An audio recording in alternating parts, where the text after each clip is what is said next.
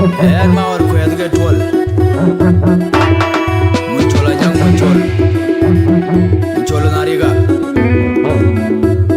Torbor County Patoka gay menyogai manam deh Kwa cek kawan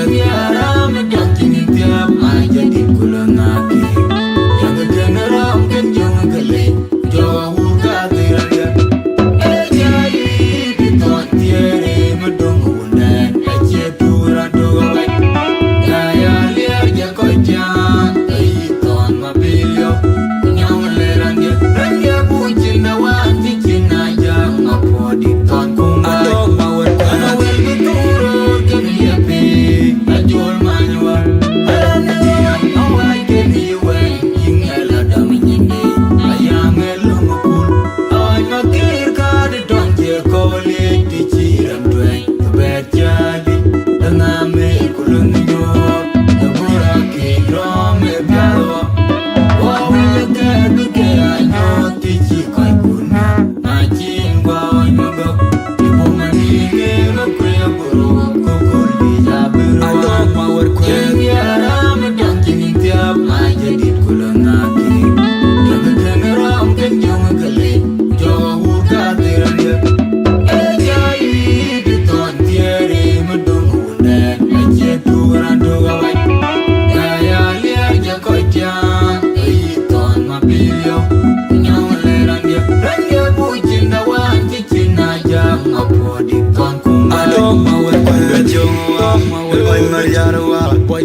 Ajolin Duan, Oin Majungwa, Oin Mariarwa, Ajolin Duan, Oin Mariarwa, Oin Majungwa, Ajolin Duan, Oin Mariarwa, Oin Majungwa, Ajolin Duan, Oin Majungwa, Oin Majungwa, Ajolin Duan, Oin Majungwa, Oin Mariarwa, Ajolin Duan, Oin Mariarwa, Oin Majungwa, Ajolin Duan, Oin Mariarwa, Oin Majungwa,